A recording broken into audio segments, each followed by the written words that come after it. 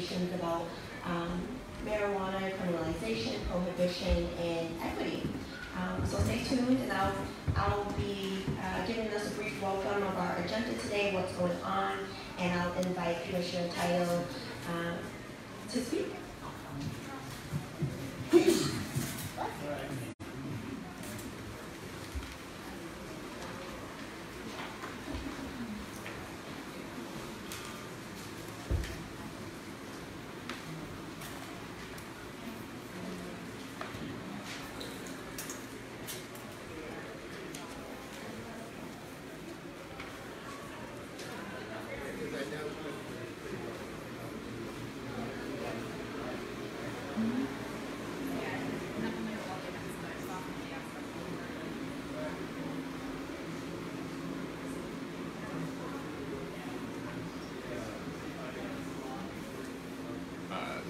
Presentation in there at some point?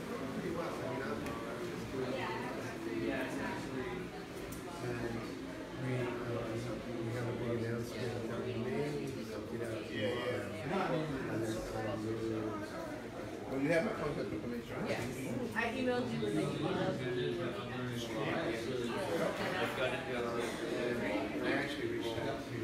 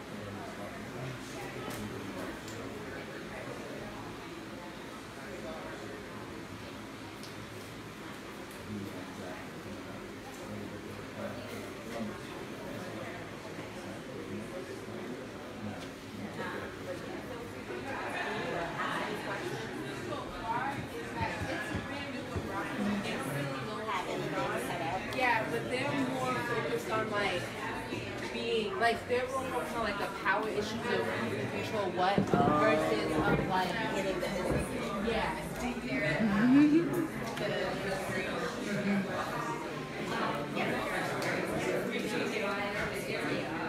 And then all the information for that location. But I mean, most of it you could kind of like pull your information. The security information.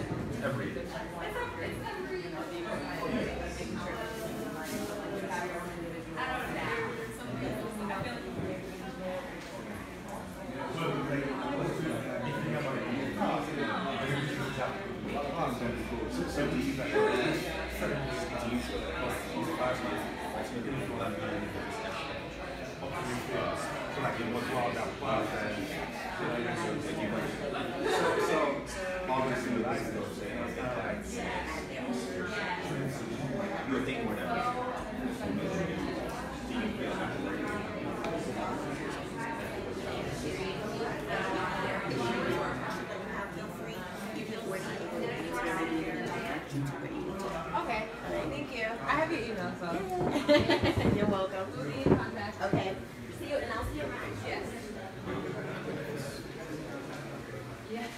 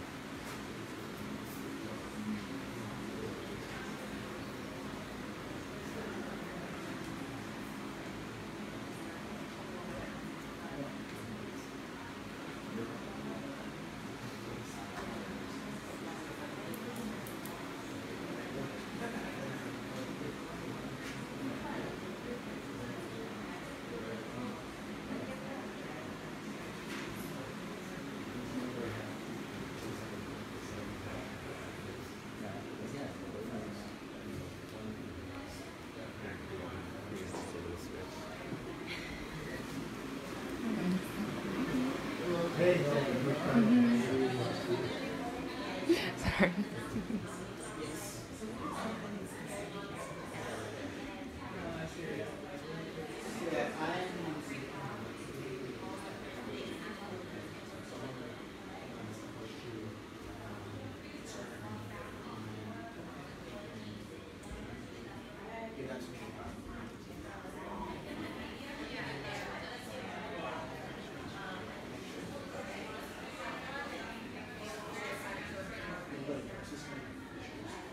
That feedback because we are.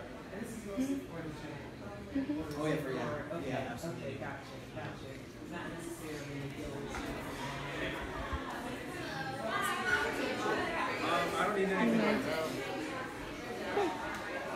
It's okay if I talk to you? Can I ask you all questions? You filming over here? Yeah. We don't have dots. Yeah, that's awesome. May I ask why you guys came today? We want to learn more about the equity program. Fantastic. And, originally, we were going to do a different program, and they canceled it because my wife is Latina. Oh. But now they have one for people who have drug convictions, and that's me. Well, you know what? We are so happy you guys came. If you have questions, we'd love for you to write them down because we have 2 different tables over here, one on licensing, one on social equity back there. Okay, great. Please send us your questions. May I ask you a question? Me? Yes. May I ask why you came today? I'm working with somebody and we're going to look for a license, and we're trying to round out our team. So, Awesome. And it would be kind of cool to find some people who are interested in the social equity program to do that with. Fantastic. Well, if you have questions, we have 2 different tables. I'd love for you to write them down and please ask away. We're sure we can. The licensing questions are on a table right here in the corner, and social equity is in the other gallery back there with the projector. That's probably where I should go. Yes. Great. Awesome. What's your name? Oh, my name is Martine. Martine. Where's the restaurant? Thank you. You're welcome. It's right down the stairs.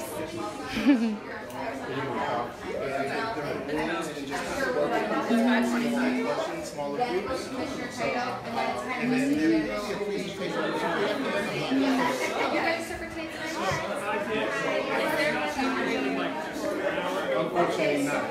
This is Can I ask you a question on camera?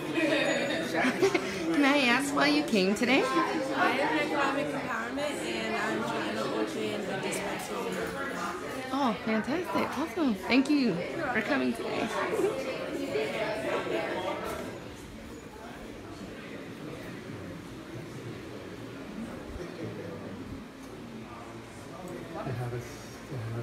City council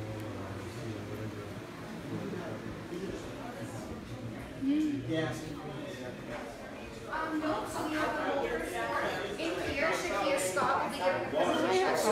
Good, thank you. We need to start it off today.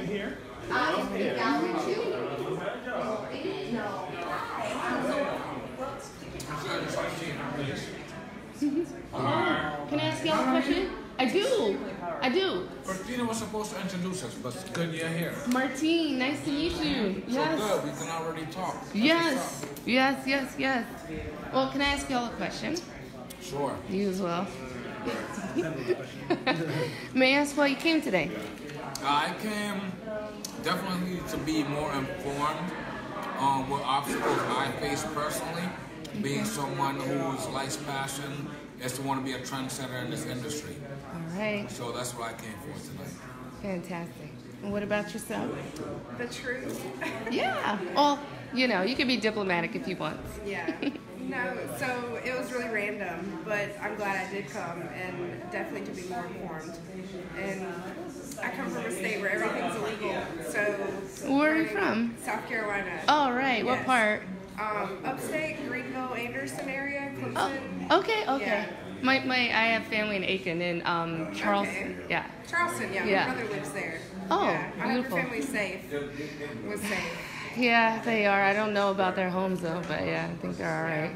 Yeah, they went inland, so. Good. Yeah. Yeah, Well, definitely. thank you for coming. No problem. Yeah. I don't know if we're about to start or what, but Martine, I gotta get you're my card. your social media and all that stuff or your number. Let me dump this off. Find me because I'm gonna give you my card and then we'll connect. I invest, so like I'm serious about getting into the industry. Mm-hmm. And I invest in this company called. I'm waiting on a package now, but there are these wraps made out of lettuce, corn, and cabbage. I wanted to show you a hamlet, but I could not find you after. And I wanted to show you how they burn everything. But what I'm looking for is people that can get me in touch with, I want to meet them. There's more dispensaries being added because I'd love for dispensaries to be the mill. I get them wholesale. I'm a distributor to supply the dispensaries with these non-GMO wraps. It's non-targeted, no nicotine, straight farm to table. It's a black-owned business, and it's one of the first investments I made being an entrepreneur. So, I know you have questions. I know you have questions about the licensing process. And you have questions about social equity. We have 2 tables. I would love you to write those questions down so that we can address them. Because for every one question, there's 25 people that aren't asking. Right. You know what I mean? So, Well, I already applied for the empowerment equity license, but I guess I didn't get it. I didn't hear anything back. No response, so I guess not necessarily. So what do you think? It could be in review. It could be. I don't do the licensing. But there is somebody here that can answer licensing questions. Okay. So. I'm looking for hopefully stores that I can Hold on start. to this because my bag is all the way over there and I don't want to pull it in and mess it up. But yeah, let me add you now. Just on like Facebook or something.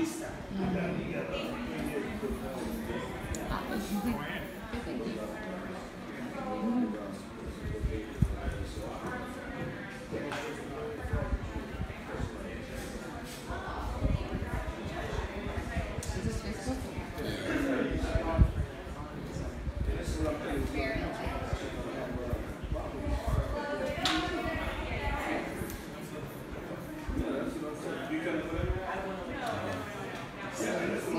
Yeah, See me like this.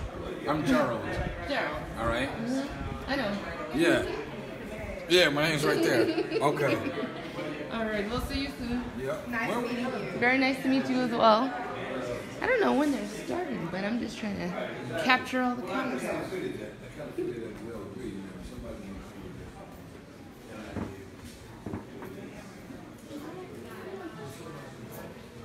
Oh.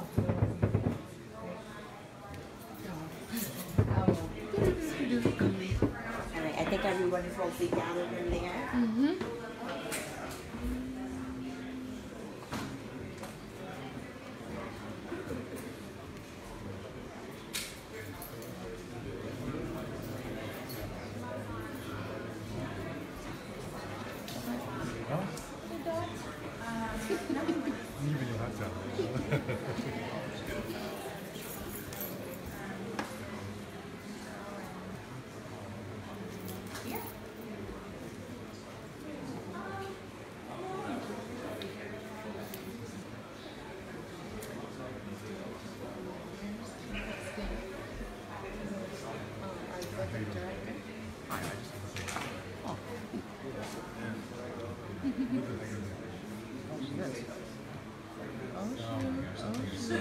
Right?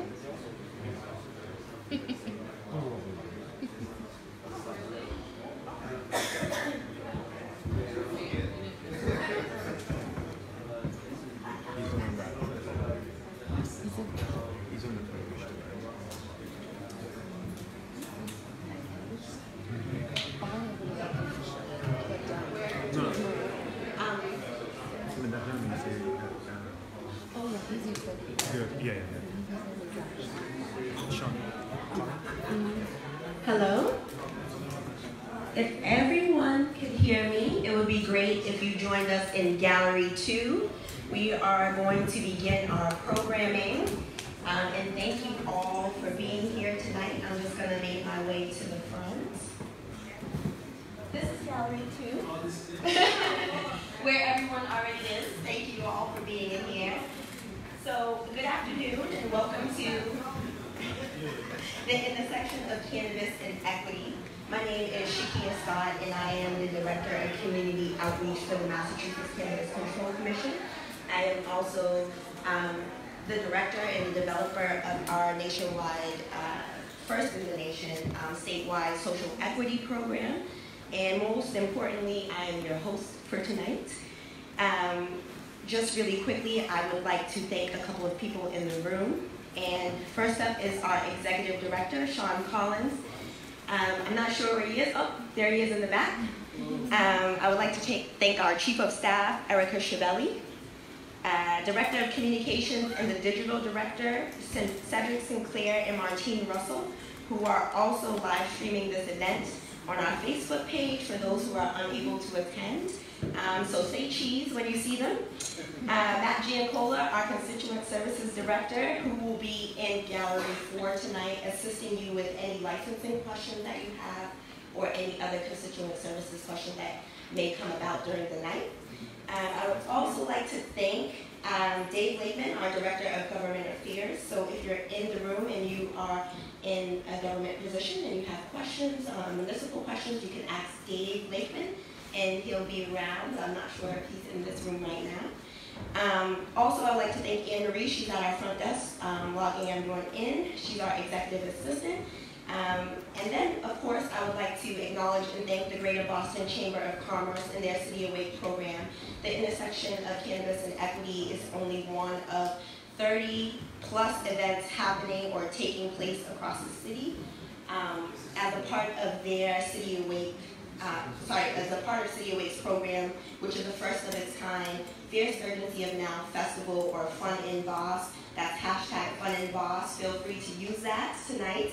And this is a 6-day festival from September 20th to September 25th, designed to highlight the experiences, challenges, and possibilities for millennials of color in Boston. So again, feel free to use that hashtag Fun in Boss. And also there's a Snapchat filter designed for this event. So if you find that, feel free to use that as well, or take pictures with our signs around the museum. And you can also feel free to tag the commission. Here's our info up here, as well as our email addresses for if you have licensing inquiries, press inquiries, or just general questions. I would also like to thank Carol Murray, Director of the National Center of African-American Artists, of course, for allowing us to use and explore this amazing space. A lot of us just know it as the Big Head Museum. We passed by hundreds of times and just seen the Big Head outside, but never been inside. So I'm glad that we're all here to share this experience. This is one of my first experiences being in this space, and so very thankful to her. Later this evening, she will give or lead a guided tour of the gallery and the arts. There's also our artists in residence here as well, so you can speak to some of the artists of the work here. And bathrooms are assigned, but located down the stairs. If you leave this room, they are to the left and downstairs. I cannot forget to thank all of you for being here tonight. We will have fun, number one. We will mingle and network, but we will also engage in discussions surrounding the effects of marijuana prohibition on certain communities, particularly communities of color. The steps Massachusetts is taking to include those who have been disproportionately impacted, as well as the growing entrepreneurial and employment opportunities in the state. So please feel free to visit any of our info tables. This is one, it has all information about the social equity program. If you have any questions, I will be in here to help you through that. I will also be giving a presentation of our social equity program later on tonight. In Gallery 4, Matt will be at our licensing info table, which has more information on licensing fees, application fees, a bunch of questions that people really are concerned about. Our public awareness campaign as well.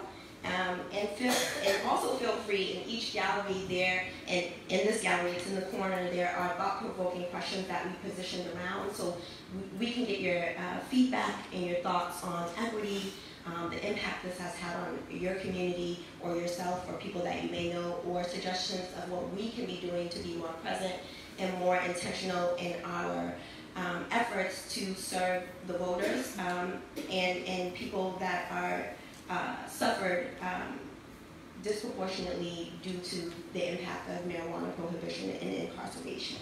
So without further ado, I would like to introduce one of my faves, Commissioner Shalene Title, who will kick off our event and is basically our keynote speaker tonight. Following her speaking, we will break off into groups, and she will be in Gallery 1 for meet and greets, one-on-ones, and more conversation.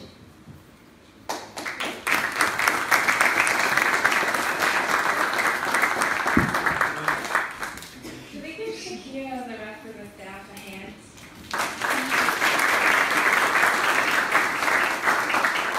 I have done a lot of speaking to audiences over the past year about the Cannabis Control Commission and how we regulate marijuana in Massachusetts and our agencies. I don't normally get stage fright, but I've never had the opportunity as a commissioner to address fellow millennials of color, and I've never seen an event like this run by a government agency, and I'm just kind of overwhelmed with gratitude for our staff and the gravity of this moment, so bear with me. So, millennials of color, I'm 35. I am in the top age bracket for millennials, and that's often led me to be in the right place at the right time. And one of those ways was that I got to work on the front lines of the legalization movement for many years, including when we finally won for the first time in Colorado in 2012, and when we won here in Massachusetts, and we're continuing to win. Activists who fought for legalization since any millennials were born never gave up after decades of fighting. They were arrested, incarcerated, intimidated, and as I saw as recently as 10 years ago, we were laughed at, scoffed at, told it was never going to happen, and we didn't give up either. This is a movement that was sustained by people who saw the hypocrisy and the injustice embedded in the status quo. And this is a movement built by young people who refused to wait for permission from their elders. And now legalization is spreading across the world, but the movement is needed more than ever. So like a lot of millennial women of color, I don't filter myself and I think big. And even though I have graduate degrees and I've worked in big firms, I don't feel the need to speak like a white man or a prohibitionist white man. And so I often have a polarizing effect on people. When people come up to me after meetings or after speeches, they either say, thank you for all of your work on social justice, or they say, how did you get here? And the undertone is, who the hell do you think you are, and how the hell did you get here? Well, I got here because, again, I was in the right place at the right time. In 2015, when soon-to-be Congresswoman Ayanna Pressley held a hearing about what equity in the marijuana industry should look like. So long story short, after testifying at that hearing, I got recommended to the social justice seat of the commission out of 5 seats: public safety, public health, government regulation, business and finance, and social justice. Those are the 5 perspectives from which we make all of our decisions and we have all of our discussions in public. So that's how I got lucky enough to be in this unusual position as a millennial, social media loudmouth, professional weed lawyer, woman of color, who understands that pot is something that normal people do, who somehow got appointed as a high-level government official. Thanks to a movement that never gives up, the legislators put in the law that our commission has to make sure the cannabis industry is diverse and fair, and that there is a seat on the commission to make sure of exactly that. Because as we all know, the war on drugs was never about drugs. It was simply a powerful tool to keep down people of color. What started with slavery and moved into the Jim Crow era simply continued with the war on drugs. Other people are not deliberately trying to suppress wealth and community building among people of color. They simply see a market opportunity, and they don't want the government to get in the way. But here's the thing. When it comes to creating a brand new legal cannabis market from scratch, you can't hide behind a philosophy of laissez-faire government. Either you are allowing the legacy power structures to conquer a new economy by simply throwing up your hands and saying, we'll see who can get through the process, or you are using that new economy to correct the failures of the past. And as Shakia defines equity, equity is not equality. Equity is acknowledging the mistakes that were made in the past and actively addressing them. We have $1 billion industry now. We will, with tens of millions in revenues. And we can build this right from scratch. So let me tell you what we've done so far as a movement and as a government. We ensured that previous marijuana convictions are not a barrier to owning or working in a cannabis business. As long as it didn't involve distribution to a minor, it will not block anybody from working in the marijuana business.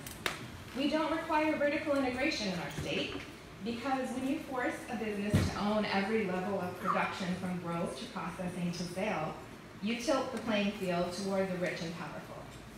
We have priority licensing for businesses that demonstrate a mission of empowering communities impacted by criminalization. We have separate licenses for farmer co-ops so they can compete with traditional businesses.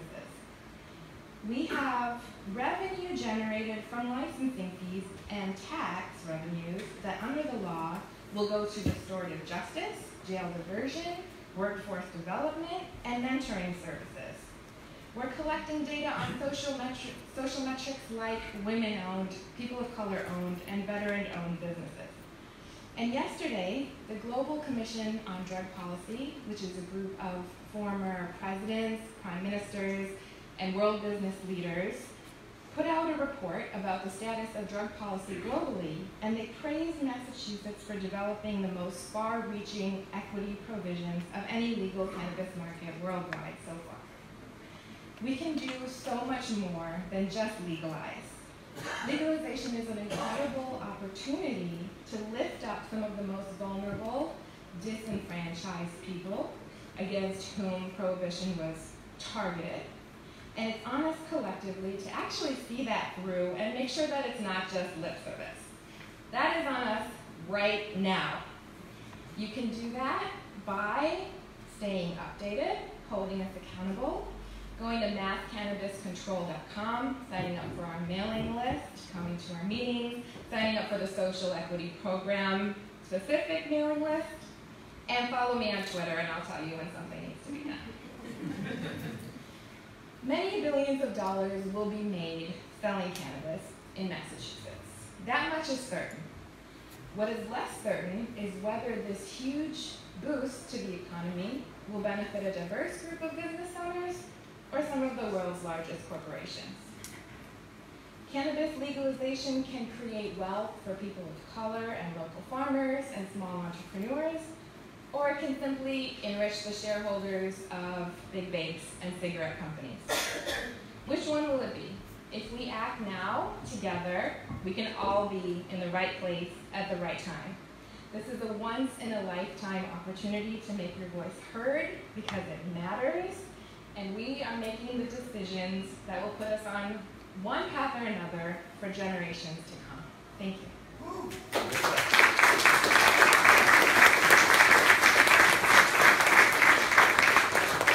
Commissioner Title, I'd like to give her praise for me having a job. Actually fighting for equity and opening up that door for me to come in and develop a program with your help and guidance as well. And so now we'll kick off our event. We'll have some fun, talk to your neighbors, talk to us, mingle around. In this area, I will be talking about the social equity program. I won't give the presentation until a bit later. But we can also discuss what the Cannabis Control Commission or the state as a whole can be doing to eliminate some of those barriers to entry outside of our social equity programs. We can also have deeper conversations in this room about marijuana prohibition and the impact on our communities. In Gallery 4, you can go and have discussions with Matt surrounding licensing, that process, economic empowerment as well, or in here as well. And in Gallery 1, Commissioner Title will be in there, and her hot topic is what barriers are you experiencing, or people that you know experiencing, or you can talk to her one-on-one. But don't mob her. I know she's popular, but she'll be in that room speaking to that. And then you can also visit Gallery 3, which is in between 2 and 4, or Gallery 5, which is through the Golden Gate, which you'll see. It's open now, but you can feel free to go through it. And then we'll, just let that happen for a while, mingle in each of the galleries, and then we'll break out into the guided tours. We'll all be mingling amongst each other at one point, including us here stationed in our rooms. And then we'll rejoin for the social equity presentation, and then we can all call it a rainy night. Thank you guys so much for coming, and I hope to have some great conversations with you guys today.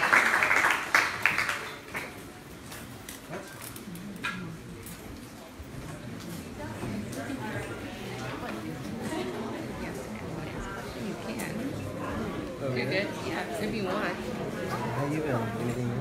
Oh man, I've been so busy. Oh, I just came back from Toronto. Oh yeah? Oh, how's Toronto? It's awesome. You should go. We need to. Yeah. Tara, I don't want to keep you. I just got back from Amherst. Yeah, I'm gonna mingle around with you. Yeah, come get me when you're out there.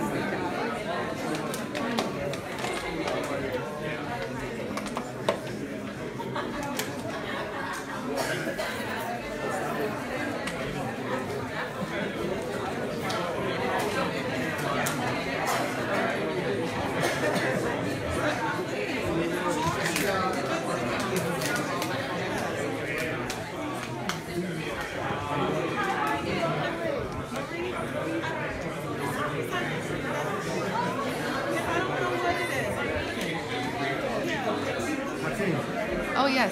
Give it up. I'm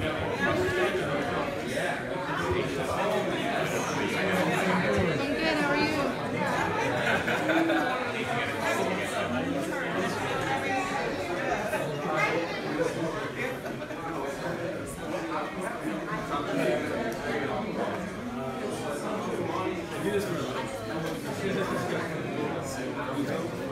This is for title, or she's gonna be in gallery number 1.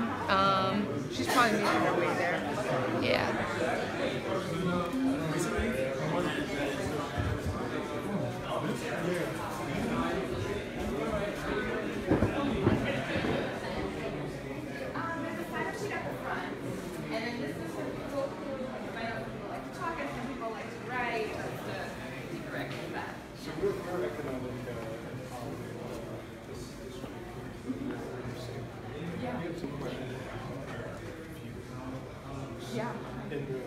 documents, it says that you, for every one economic department, two additional applicants. It's alternating, yeah. So it's supposed to be, once they get to us, it's supposed to be one medical, one economic empowerment. One for one. One for one. It's Then supposed to be. how does general applicants apply to that? So once all of the priority applications that are complete have been put in front of the commission and a decision has been made, then we move on to general applicants. But they don't come to us until the staff has reviewed them. Okay. Does that make sense? As far as the economic. That includes the host agreement. Yeah. You have to have all those pieces. That's right. That's right. And I know that tends to be the biggest barrier, so that's a topic. What's the biggest barrier for you? It is location, but with location, again, priority on it, how does that work in terms of, let's say, two applicants, maybe a general applicant and an economic department applicant being within the 1,500 feet radius? See, that would be a local issue, that wouldn't be a state issue, so that would be up to the city. What city are you in? Roxbury. Live in Roxbury. We're trying to, we have a potential location in New Market Street. From what we understand, there's a general applicant that's a little further along. We are location. Okay. And so economic empowerment, review status, is no upper hand. So under the law, they're independent. So the state makes its decision and the city makes its decision. We've made a recommendation that the city or town honor that priority, but we can't force them. So they have to find a say. Would that be the neighborhood association or the host, the people who would be holding the host agreement? I'm going to be told honest, the Boston process is completely opaque to me. I don't understand it. I had met with several of the city councilors and said, I don't understand this process. Can you have a discussion about it? Sounds like an override state commission. Well, in a sense. In a sense.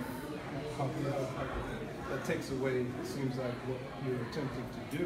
Well, I have used those exact words, that it makes a lot of what we're trying to do at the state level moot, because under the law you have to get both, right? And if you don't get local approval, you can't operate. I will say, for those of you that are trying to have your voice heard at the local level in Boston, Councilor Janey's office is heading a hearing. I know they particularly want to hear from economic empowerment applicants about where they are in the process and what they need. Because what you get into, if you don't have some type of priority, you talk about corporations, how, the guys are $100 million. Yeah. They have the lobbyists, they have the politicians in their pockets. Right. And they're able to basically, through their financial superiority, they're just kind of wipe us out.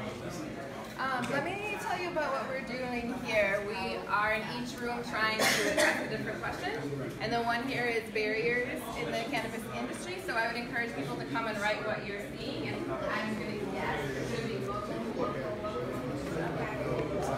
Most likely, sorry, calculating the eyes of the 8 calculating. Just like when the 365 plus 1.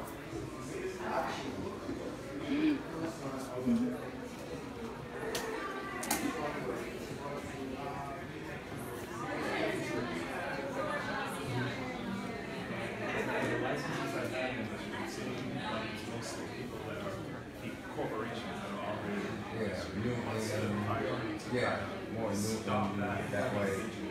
Yeah. No, for sure. As applications are submitted to the commission, we're doing that review, we're doing that process. So I think it's also important that we put as much focus as we do on license. That's why we're trying to do a little bit better. So definitely a little bit more with the financing.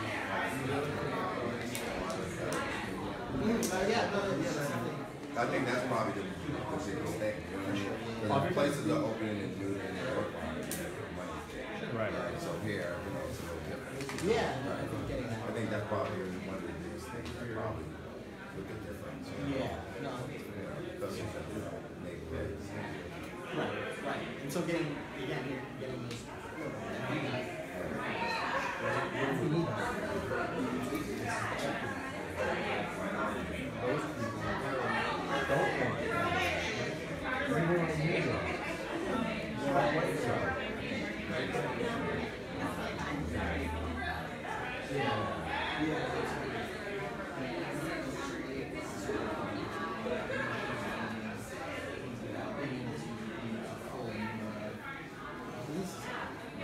So that's definitely something that is focused on and pushed, and that's a good thing for all of us. Are there going to be zoning challenges or requirements based on density, based on school zones, and things of that nature? So I don't really have a good answer because it is a local issue. We don't take a stance on how the city. I don't say that now in Boston, obviously being one of the more affected areas as it pertains to, so you don't have to put me down.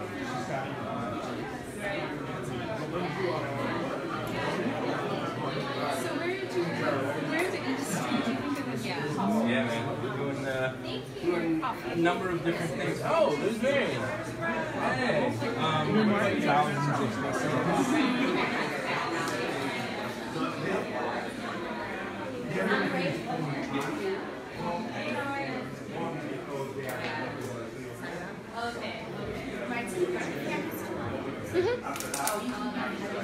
That's okay. Okay. Yes. So by the end of the year, we will take yes. So I would say I don't want to. Yeah. So you guys email us. But this program will help with that. But in the meantime, so that because I was looking at the weather and I was like, educational person you have in terms of the programs, the licensing process, feel free to call us and don't ask us. I know. And we're here to help you. I am. Well, that's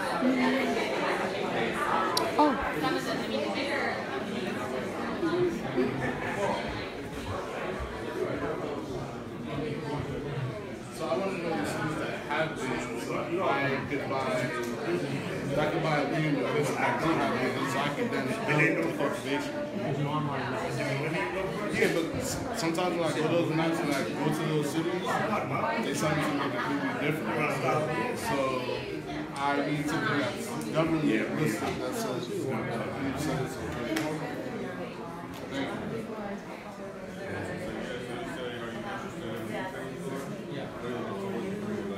Thank you. You're doing the right thing. yeah, and we're looking hard there. Right. You gotta look at that. And that's part of the education that's needed, right? Because people have a lot of fear. So we want people to go like they're with you. you know what's cooler? What's this? I have a joystick here. I'm sorry, I'm just being.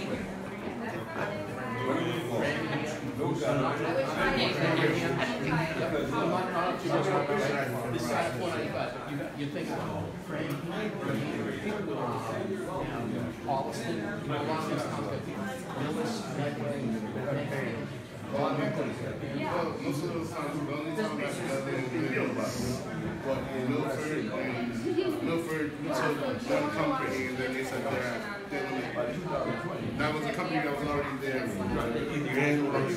Exactly. They were already based, and then they said Awesome. May I ask why you came out today? I was interested in the social equity program. All right. I actually filled out an RFQ, so I just wanted to talk a little bit about it because it wasn't an easy read. It was a little difficult, but you know, I made it through it. So I just wanted to hear a little bit more about what was going on and how far they had gotten. Oh, fantastic. And may I ask where you're from? I'm from Boston. Okay. Here, born and raised, Roxbury. All right, So all we're right. here, and I'm hoping good things for this program. Oh, thanks for coming out. Thank you. School or testing? School or testing? Well, she's trying to open up a school. Where? come I and don't take know. one day. She's interesting. I don't know how Yeah. So,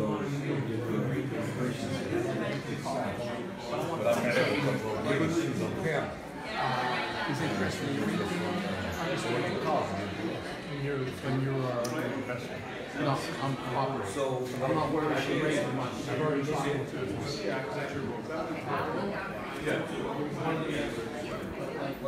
exactly where we at.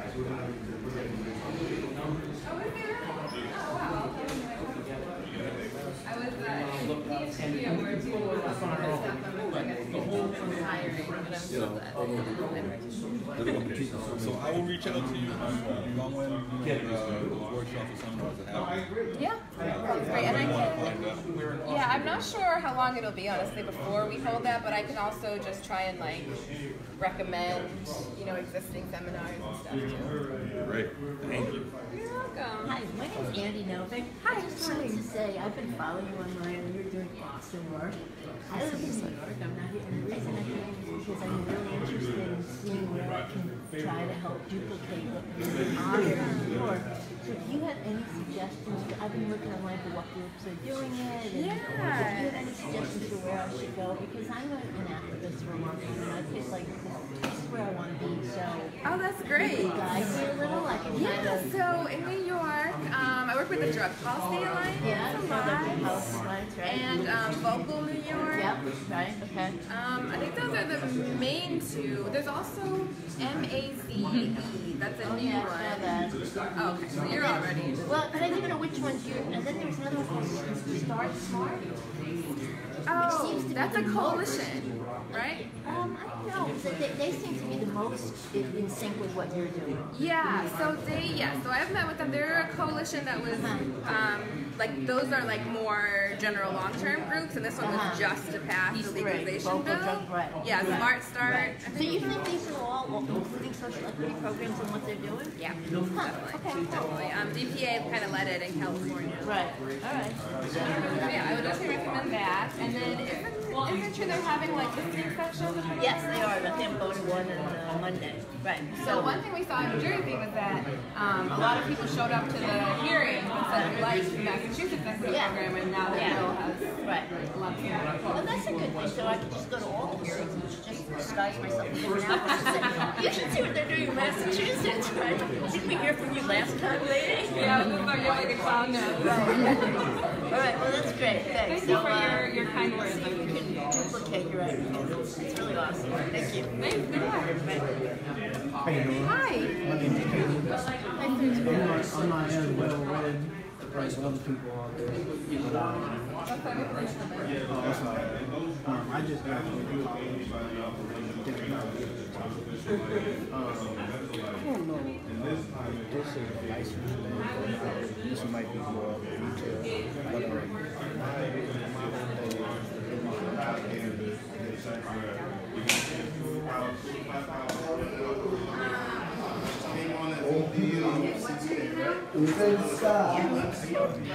But Jesse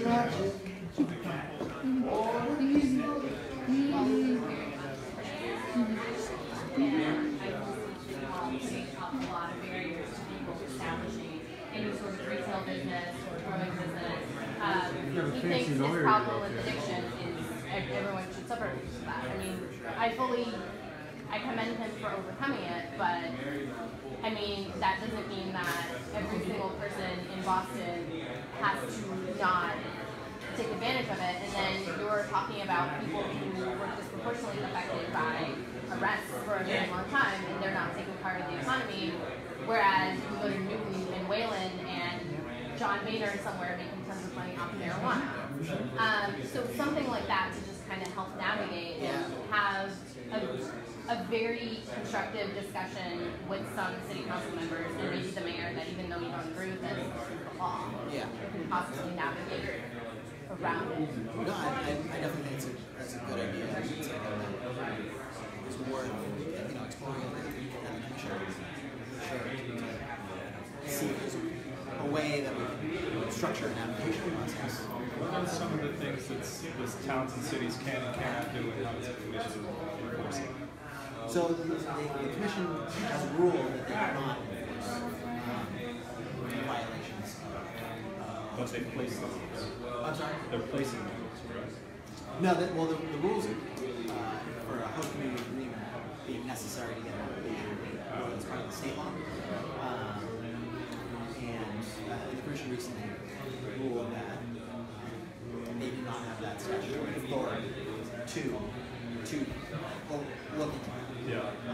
But there are rules, and the rules basically regard how much money can be given to a city or town. Yeah, so the rule is 3% of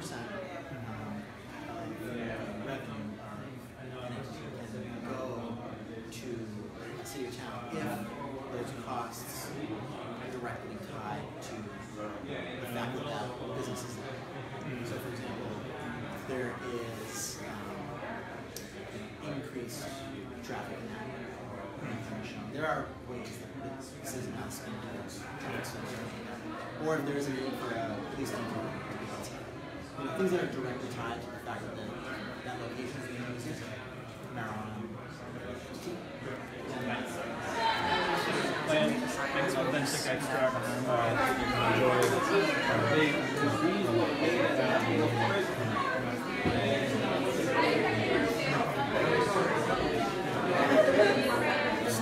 It's a bunch of town, bro. So yeah.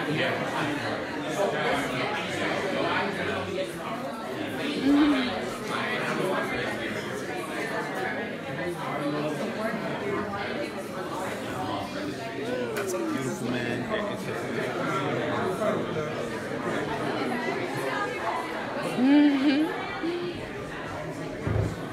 Okay. May I ask you a question? Yeah. On camera? Huh? May I ask why you came out today? Let me think of a smart decision. Decision I came out today. I was sitting around the house, and my wife asked me, James, come out, take a look at what's going on in Boston. So I made myself down this way to find out it's very good because it's about cannabis. And cannabis is what, if you don't know about it, you'll get to know about it. Cannabis falls into medical, edible, and let me just say a little bit. Cannabis is partly marijuana. So it brought me out the house because I'm learning that this is going to be around a long time. I want to get my foot in the door. I want to find out more about the equity side of it, because finances are what we all need. And prohibition is here now. So if the lift of legalizing marijuana, I think everybody needs to get involved to find out, because it's going to be once in a lifetime opportunity. The prohibition in your time is right here. So where did you travel from? I traveled all the way from Milton, Massachusetts. All right. But I made it here anyway. All right. All well, right. thank you. Thank you. All right.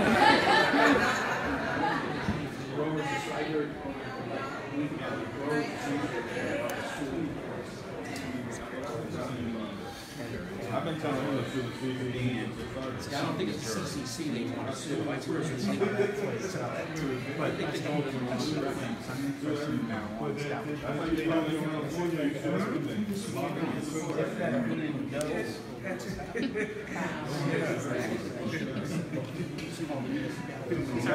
Yeah, I'm fine. Oh, no. I don't want to get here. That's what it doesn't have to be not for profit, it can be for profit, is that correct? I can't recall. I think that medical can at some point convert. Yeah. Okay. You have to look at chapter 55. Chapter 55 details on that. Right. Do you see that as a, as far as a contingency plan, do you see that as a good option? I mean, it's almost like all or nothing. I would note that, at this time it's really integrated, the application fee is a lot higher, the licensing fee is a lot higher, but it depends on, your motivation. Do you want to serve patients? What kind of business do you want to run? That for you. It's fair though. I'm not saying this, but fairness. Thanks so much, and I appreciate everything you've said and done. walking, man.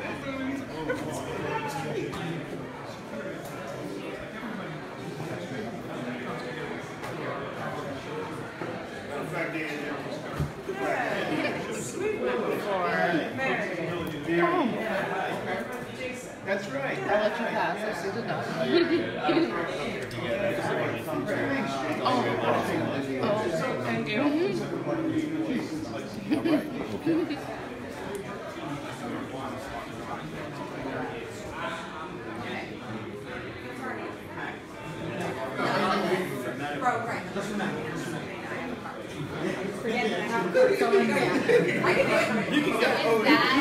I have a home, like I can make edibles at home and I want to deliver to my consumers. Is that what it addresses?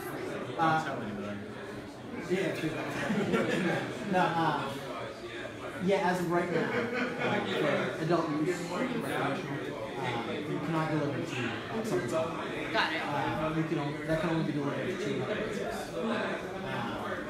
The commission is going to take a look at whether we should change that and allow direct social consumption is right now not allowed, but we're going to take a look at that. I believe there was stuff, this briefly came out in the first go round. There was some talk about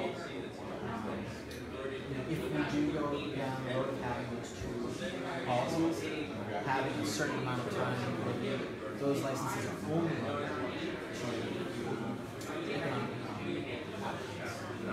and we're going to have a public comment hearing for those two license types because it will be a regulatory change. So, do those still require hosted limits? I believe so, but what we're going to hear about So, from what I'm understanding, like the CCC is basically an interpreter of Massachusetts. But in some cases, it also allows. It allows but not prohibits. So you'll consider allowing delivery times on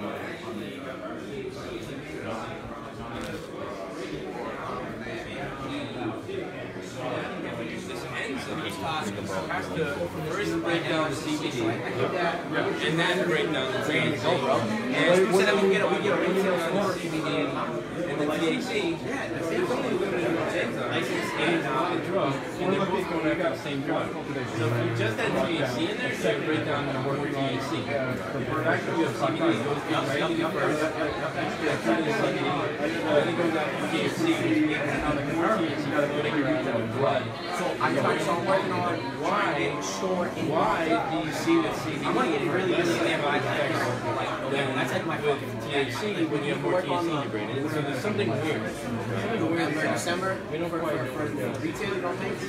Because that might see more people with the idea of the CBD flavors and everything like that. They really don't. Obviously, since it's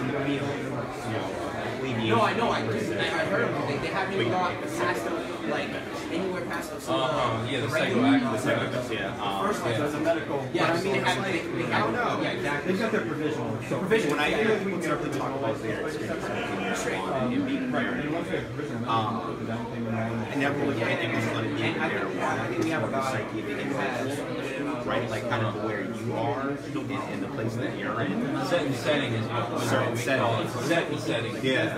Yeah. I think that can be true, although some strains will induce paranoia and some won't. Okay. So what's up with that? Okay. We're looking.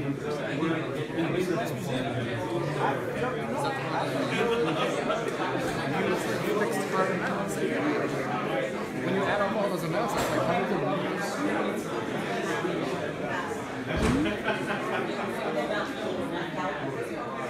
It's just not specific. Right. So if you're a woman that may fit into that, but if not, if you have questions or you need resources, you can feel free to reach out. But right now, we are focusing our outreach methods on the social equity program and reaching each of the 29 cities in town.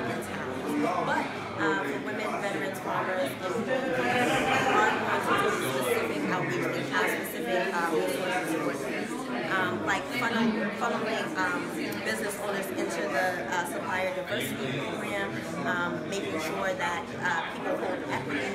We did the economic empowerment program. I know it wasn't for women specifically, but if you had certain ownership of women, veterans, farmers, or people of color, you were able to, your license application will jump to the front of the line. And so we're really trying to be intentional, but we haven't done any specific outreach just to women, but we will, for sure. I don't have a date, only because I told you guys I just started in May, and so this is my first. I want to tell you also, actually my background is economic anthropology, and I did a lot of work in Africa on small enterprises. I've been supporting so, I mean, my interest is really poverty. Okay. I do. But I'm also interested in helping you if you need. Yes, absolutely. Of course. So what would be great, and I apologize for this. Well, listen, I don't want to be. No, it's okay. No. I didn't get your face. And she'll what was great and what was also not great is we just did our compensated. We are going to read Good. Thank you. I see you over here doing your video. Yeah. You get me? Huh?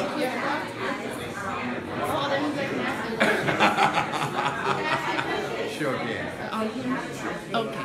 May I ask where you're from and why you came out today? I am from Boston, Massachusetts, and I came out to find out and get some education on the cannabis business. Oh, right. Awesome. Specifically licensing, social equity, or both? Well, more of the licensing because I do want to become an owner, an entrepreneur. So I came out to find out what avenues, financing, and what things they have that can help me out. Now, a lot of times people have questions, and for every one question you have to multiply it.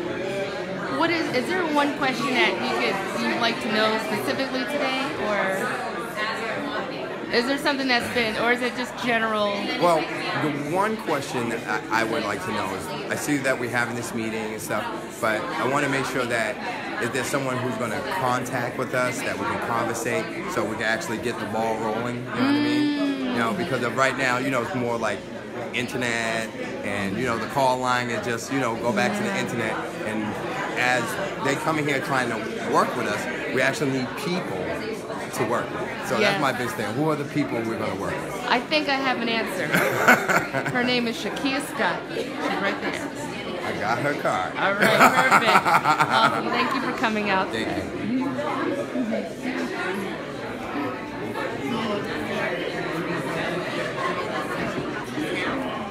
So after the inspection process comes the final licensure.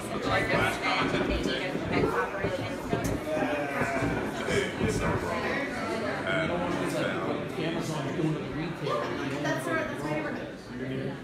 Yeah, that's my neighborhood. Really hard to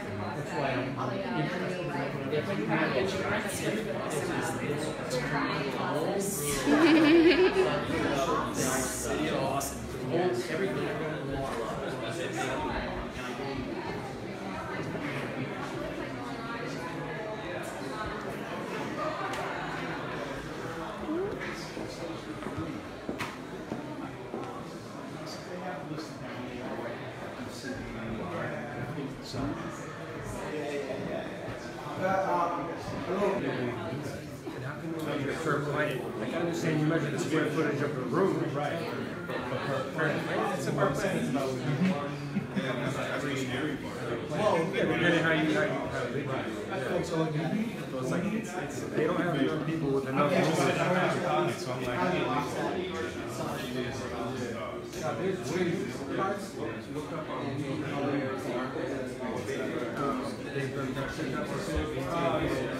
So they didn't like it.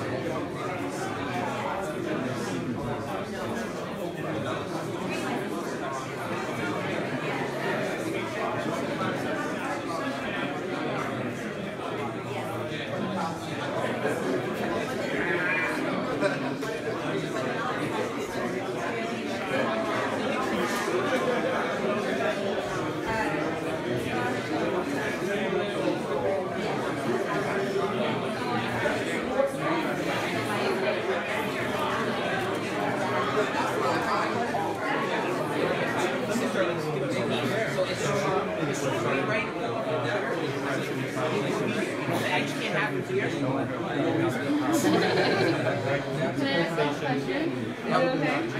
right. Well, just two. Where are you guys from, and why did y'all come out today? We're from Brockton, and this is our team. We're working for a recreational cannabis license. We have things pretty far gone, and we're trying to make it all cohesive, go together. Economic empowerment applicants right here. I'm personally from Texas. We're all working together to try to make a dream come true. Thank you guys for coming out today. Nice to meet y'all. I see you're done, but I would love to ask. Brett, is it okay if I ask you a few questions? Yeah, sure. Okay, I'm Martina. I'm the digital director. All right. 2 questions. Where are you from, and why did you come out today? So I'm from outside Boston. Okay. Okay. And I came out today because I'm really interested in social equity. Really proud of my city for having a social equity program. I have been watching it happen from idea stage to now, so it's a very exciting thing, and I've seen a lot of the battles. You know, and I really truly believe in social equity in this industry. And I think for too long the people that built this industry were really punished for it, and it's time to give them a piece of the reward now that it's now a thing, you know. Now, maybe I do have one more question. Yeah, go for it. All right, my question is about questions. A lot of times people are afraid or maybe they just don't know where to go to ask, or, you know, is there a question, a burning question that you have today that perhaps, you know, you would like answered, or do you think other people may want to know as well? Well, that's a great question. I think that, you know, the question most people, I think, have to ask, but maybe are afraid to or embarrassed to, is really about money. And one of the problems with our society is knowledge about finances has been more or less kept from wide swaths of the population. Unfortunately, predominantly people of color and marginalized populations. And there's not a lot of education around finances. And the social equity is a great program, and it needs to happen. But I feel like a lot of people have questions about just basic finances and about how do they raise money? Like, what's too much equity to give out? Is there financing options? Like, where can they go? Who do they talk to? How do they know they're not being screwed? And, you know, for populations that have not only been systematically brutalized and deprived of resources, but also have been kept in the dark, I feel like there's a lot of anxiety about these questions. And people sometimes, I find, are afraid to voice them because they don't want other people to think that they're uneducated or you know, stupid. You know, so I think it's on us to bring those issues out front and to talk about them. I'm reminded of you know, Jay-Z's music video where he talked about, controversially, but you know, he talked about, you know, how financial knowledge is, you know, is really important for, you know, his community. And I really believe that that's the difference between people succeeding and not. You know, you can have social equity all you want, but if people don't know how to get their hands on money and they don't know how to manage it, then they're just going to fail. And unfortunately, I think that that's what a lot of business people are expecting, and that's what they want. They're preying on that. And, you know, we need to be preemptive about it. Thank you so much. Yeah. That was awesome. Sure, thank you.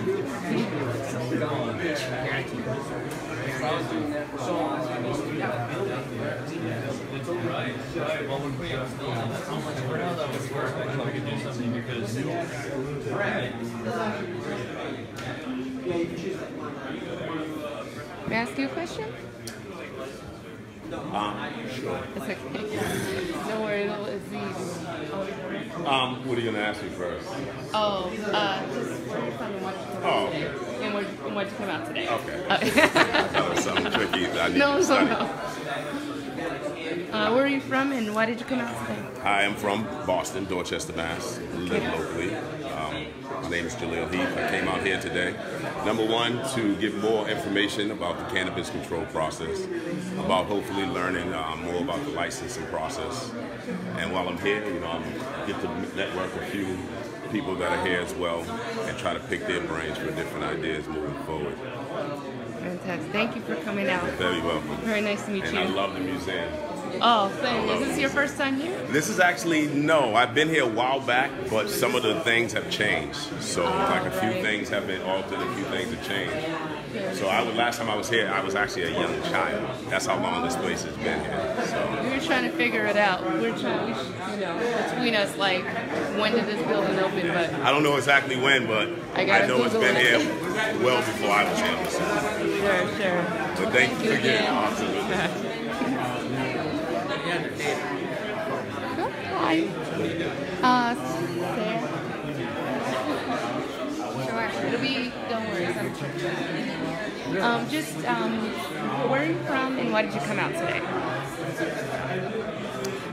So I'm from the city of Cambridge. I work with the city councilor, Stumbles Weekly. Oh, yeah. And I've seen some familiar faces around here and met some new people, which is great. But I'm mostly here to learn, and I'm relatively new. I'm Councilor Shaliki's legislative aide. So I'm learning both for myself and for us. We're having a hearing next week on October 3rd around this issue and the economic development. Where would people go for the hearing if they're interested in visiting? Yes, awesome. So we are making a Facebook event. Yay! So that will hopefully be out there tomorrow, and it's going to be City Hall, October 3rd. I believe it starts at 4 p.m. Okay. But check Facebook or check the City Hall website, cambridgema.gov, and it will be listed under the open meeting portal for committees and hearings. It's kind of complicated, but basically anyone can show up and provide input and we'll also listen. We'll have some different partners there, and we're trying to kind of make sure that Cambridge has an equity program, because we're not on listed cities. Oh, right. Yeah. So we want to make sure we're doing what we can to do a good job of this. Awesome. Thank you so much for coming out. Thank you for the information. Thank you. What's your name? Oh, I'm Martine Russell. Awesome. Nice to meet you. Thanks. Are you living? What are you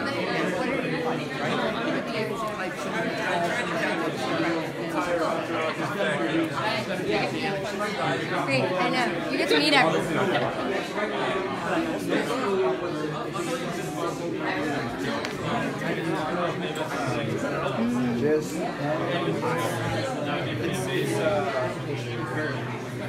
I guess.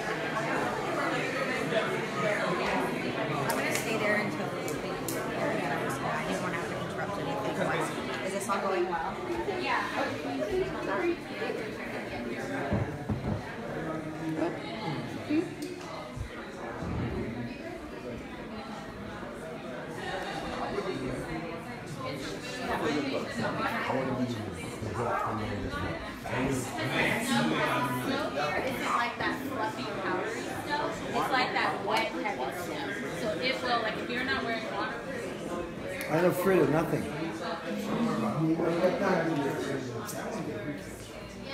Well, the real tough spot.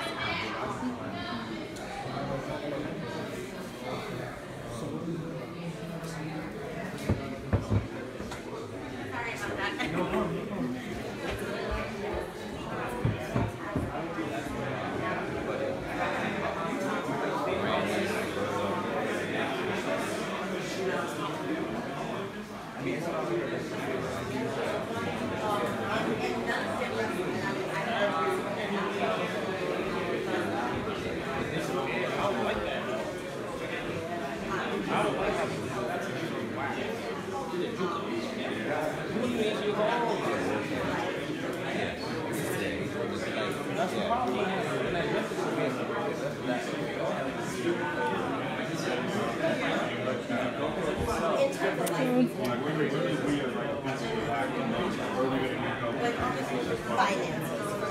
I would say financial, and I think just like the basic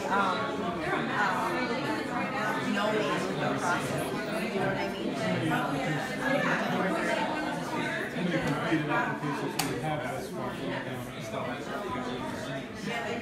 Hi everyone. We're going to get started with the social equity program presentation. If you'd like to have a seat, you can get started shortly. Thank you.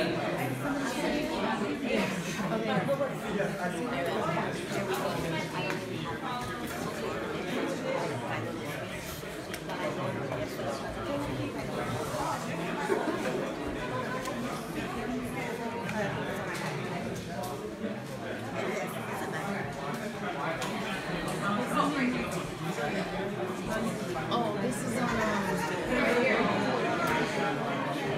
Yes, this is our Facebook page.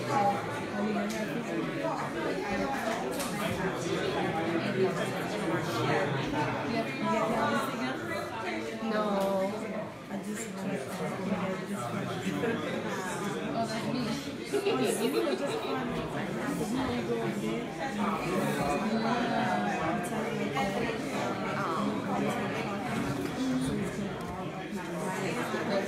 My page.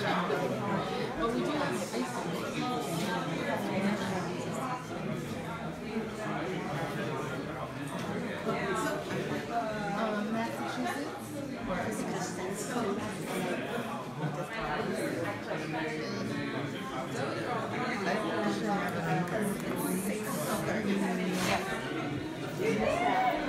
I'm like, maybe I can log on to the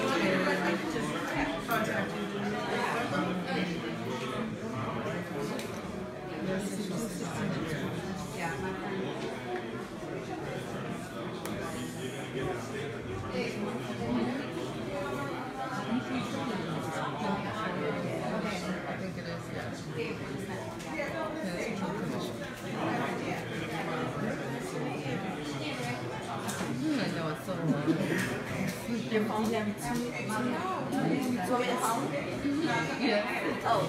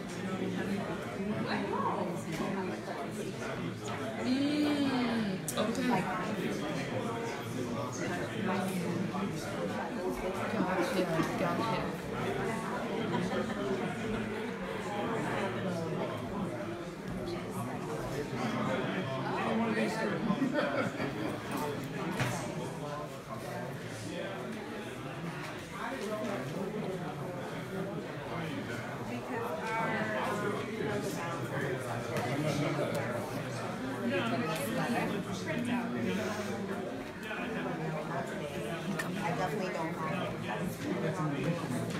it.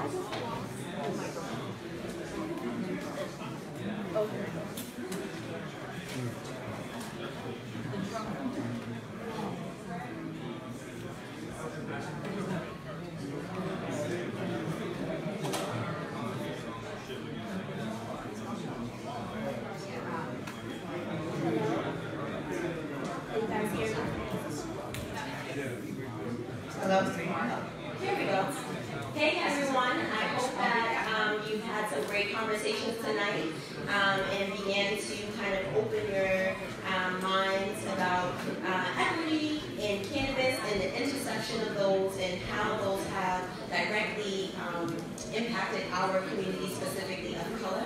So right now, I'm kind of going to give you an abbreviated form of the social equity presentation that I originally gave to the Commission on June 26th. And it just talks briefly about what equity is, why we need equity programs, our state regulations and state guidelines that keep us accountable, as well as what the program itself is, its purpose, its goals, its benefits, and what it's going to look like, as well as what the application is going to look like that will be available in the next coming weeks. And to stay updated on that, you can just sign up for our social equity newsletter. But before we get started, I'm just going to read you a letter that I drafted or I sent out to potential applicants to kind of give them the overall understanding of what the program is and break it down to its most basic terms. So dear potential applicants, on behalf of the Cannabis Control Commission, thank you for showing interest in the social equity program. Your feedback has helped shape and improve the first statewide program of its kind in the nation. Based on your feedback, the Commission has provided additional details below about the program and the request for qualifications process. Now, the social equity program is designed to build a pathway for individuals and businesses that wish to build, enter, and support a robust adult-use cannabis marketplace, regardless of their desired level of involvement or area of specialty. I'll explain what that means in a little bit of detail later. The two-phase program focuses on those most affected by marijuana prohibition, particularly or specifically those of color, or specifically Black or African American and Hispanic Latino descent based on arrest rates, as well as women, farmers, veterans, and this program also helps applicants discover how they can contribute to the newly legalized industry. The overall mission of the social equity program is to decrease the disparities of life outcomes for these individuals and improve the quality of life in areas of disproportionate impact by 1, reducing barriers to entry in the commercial cannabis industry, 2, providing professional technical services and mentoring for those facing systemic barriers, and 3, promoting sustainable, socially, and economically reparative practices in the commercial adult-use marijuana industry in Massachusetts. So, as we said, this is a two-phase program, and phase 1 of that program ended on September 7th, and right now we are in the review process of that. So the first phase of the social equity program was its procurement process, or the RFQ, or request for qualifications, and this enables individuals and businesses to become early service providers to potential stakeholders in the growing adult use industry. The Commission was seeking participants that were interested in developing face-to-face and on-demand curricula and offering professional training, technical assistance, and mentoring to eligible recipients. Those that are selected through the RFQ process will be compensated for their contributions. The Commission intentionally designed the RFQ to be wide-ranging and flexible. Service providers will have creative autonomy over their curricula, content, program duration, and other critical details. This opportunity is equally, or was equally, open to anyone who has never contracted with a state agency before or is not equipped with documents that established businesses may already have. Interested individuals and businesses were encouraged to submit responses to the RFQ by September 7th of this year, and selected providers will be announced, and they're currently being evaluated, but they will be announced on October 18th of this year. So coming very soon, you'll see a list of providers who the Commission will be working with to bring this program to life, basically.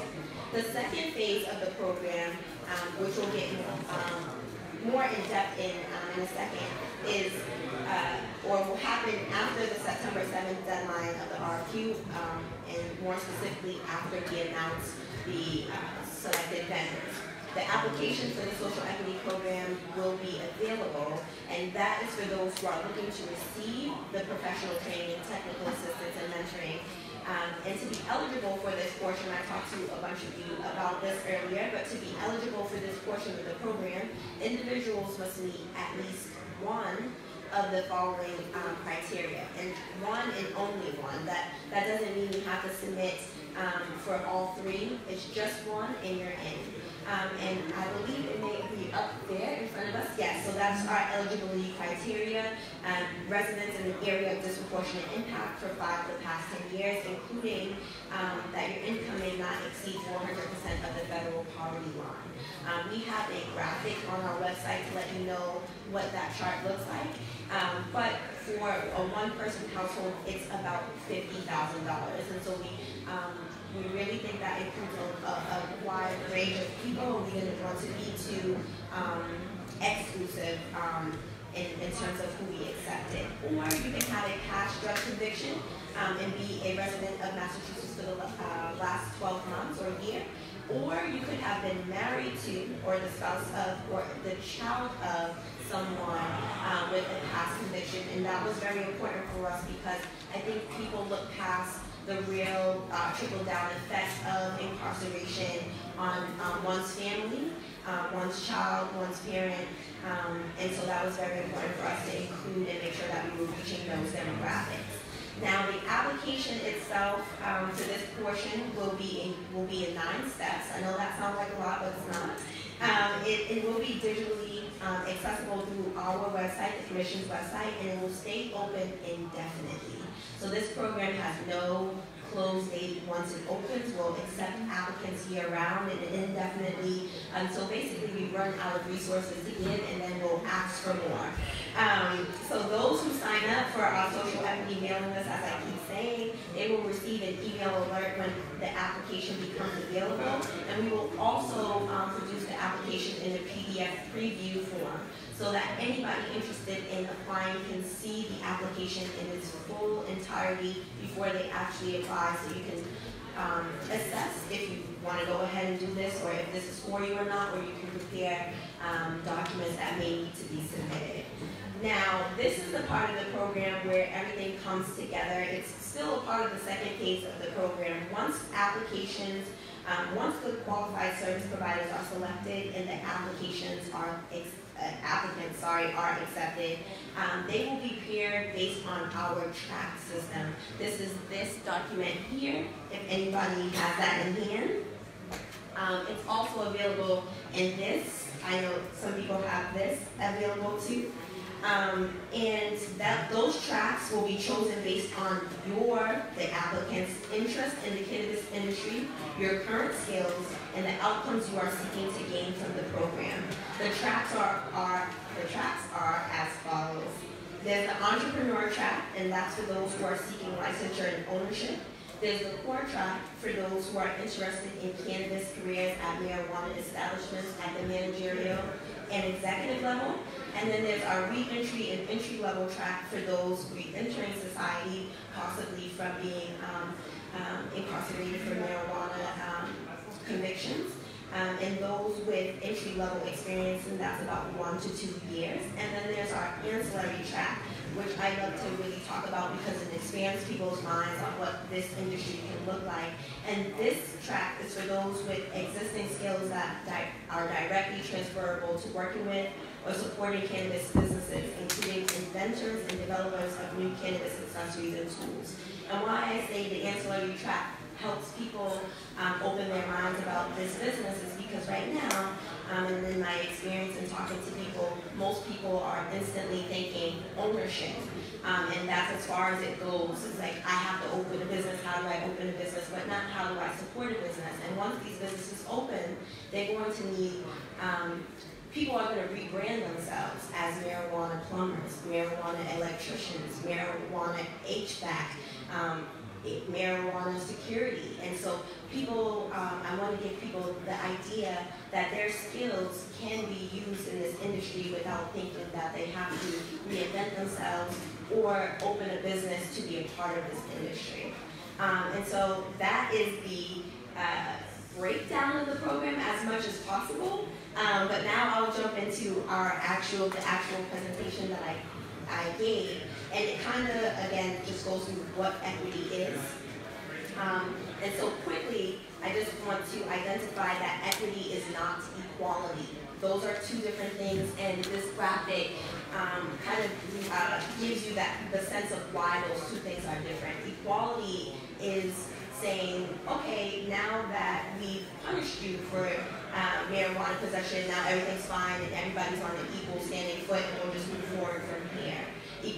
Equity is going back and saying, because we did this disproportionately to you and your group, we are now going to provide you with the tools you specifically need to get you on equal footing with everyone else first. And as you can see in that graphic, in the first graphic, you see equality and everyone was provided the same bike. But as you can see, certain people can't ride that same bike. In the second image, you see everyone was provided a bike that suits their needs, but they're all on equal footing because they're all riding a bike. And so that's what we're trying to promote here with equity.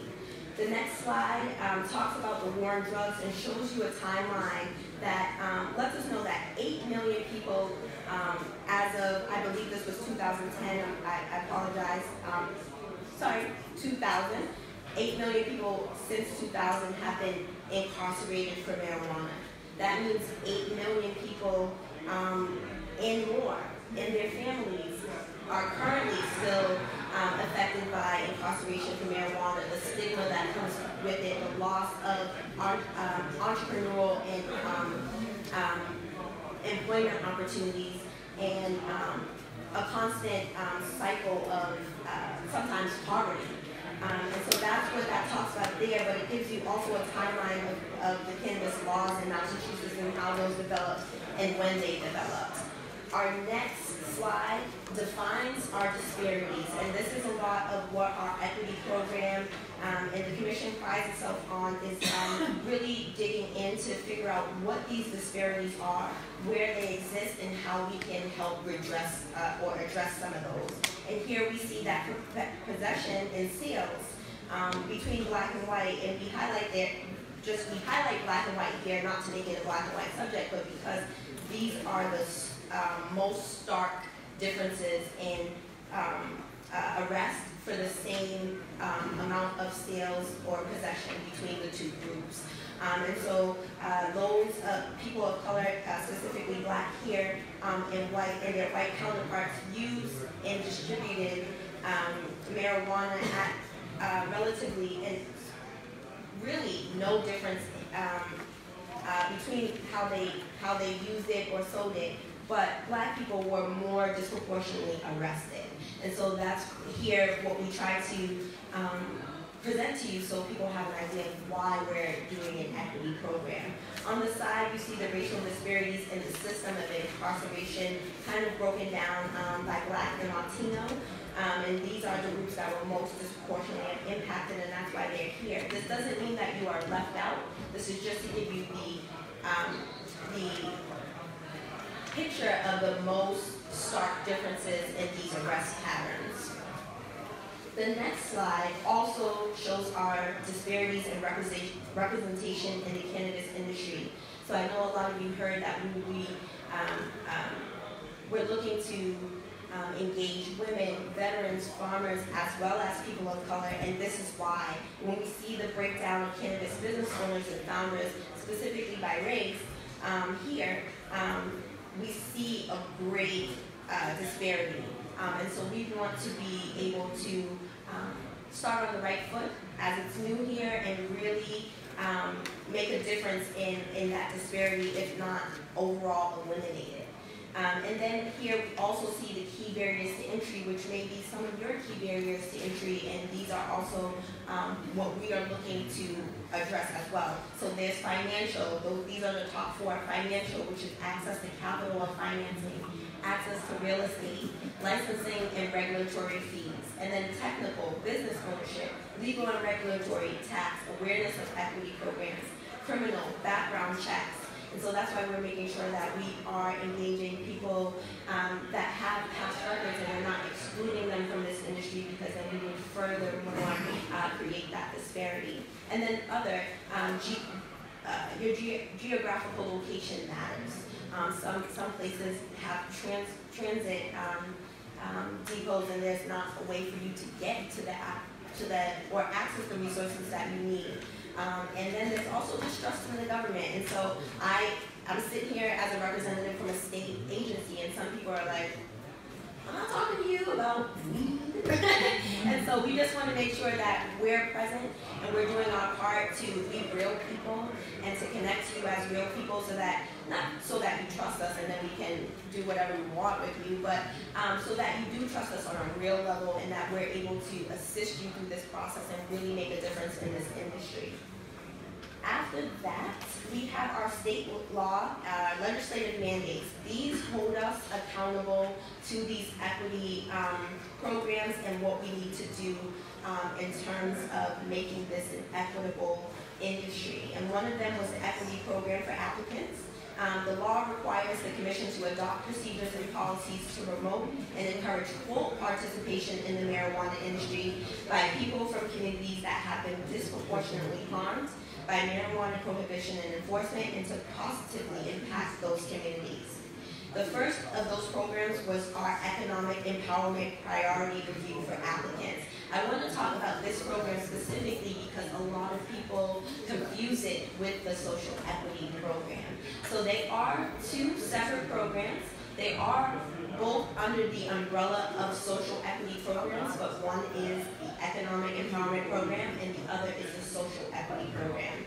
So this law, as well as this program, required the Commission to prioritize review and licensing decisions for applicants for retail, manufacturing, or cultivation licenses who demonstrate experience in or business practices that promote economic empowerment in communities disproportionately impacted. And when I say disproportionately impacted, as it says up there, it means by high rates of arrest and incarceration for offenses under the Controlled Substances Act. Now, the Economic Empowerment Priority Review program ended in April.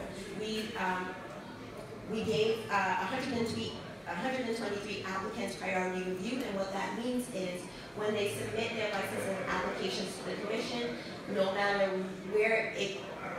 when or how we receive it, it will go to the front of the line for review. This program has 6 eligibility criteria that made sure that those who were accepted really were promoting economic empowerment, meaning their businesses held 51 plus ownership of people of color or women, veterans, farmers, or people from disproportionately impacted, and much more. But if you want to know more about that program specifically, please email me or reach out by our website, and we can definitely talk more about it. I know I talked to some economic empowerment applicants that are here tonight, and thank you. I will also be reaching out to you specifically so that I can engage with you one-on-one. The next slide talks and points out for you those 29 areas of disproportionate impact. However, the Commission will be re-evaluating these as we go. Some people have raised concerns or were wondering why their city or town isn't there. However, this map is based off of a study by John B. Getman, and it's based on the impact of drug and marijuana arrests within the largest cities of Massachusetts. It breaks these down. The study is much more extensive. It has up to 52 cities and towns and areas. But we chose these top 29 as we're a small agency, and we want to just make sure that we're hitting the areas that were most disproportionately impacted as they stood based on arrest rates. But feel free to let me know if you feel like your area is not included. Quickly to this point, and I'm running out of time, but quickly to this point, I will be kicking off our social equity tour, and I will be hitting all 29 of these cities and towns to come. So if you want me to come to your area and you're not listed here, please reach out to us. You are not excluded by any means if you do not shape or fit into this program, or if you're not listed on our list of disproportionately impacted communities. I don't want anyone to feel like we're abandoning you. We can help you, we can connect you to resources, and we can come out and educate on whatever you may need. The next slide just speaks to our accountability measures. We do have a separate accountability measure, which was our Citizens Review Committee. Our Citizens Review Committee is a 9-member committee that gives me recommendations of the commission, recommendations on our social equity program specifically, and on our tax, our redistribution of the taxes that we receive. And so they were formed earlier this year. We had our first meeting. I'm sorry, I've been doing a lot of things, so I can't remember the exact date. We also had another meeting on August 16th, and their next meeting is November 29th. And so those are our accountability measures there. And now we'll really get into the program. So the purpose of this program, when we talked about it before, is basically to build sustainable pathways into the cannabis industry for both individuals and businesses, regardless of their desired specialty. It will allow you to reimagine what you can contribute, while also providing avenues to build and support the growth of a robust adult use industry. This program will create these pathways again, as I said, by pairing you with qualified vendors based on the track system. And the program will also create a pipeline and dedicated connector for social equity applicants who are job seekers and prospective and current cannabis employers for employment opportunities. And so if you're not a part of this program, but you want your business to be a part of that pipeline, please feel free to reach out as well. The next slide is our program development. And those are just all the things that I worked on in the short time that I was here, of course, with my colleagues. To get this program off the ground, I started in May, for those of you that don't know. So I haven't been here that long. And we'll skip that. And we're back to eligibility. We know those 3 eligibility criteria. Again, you just need to meet 1 and you're in the program. And there's our track overview here. We went through those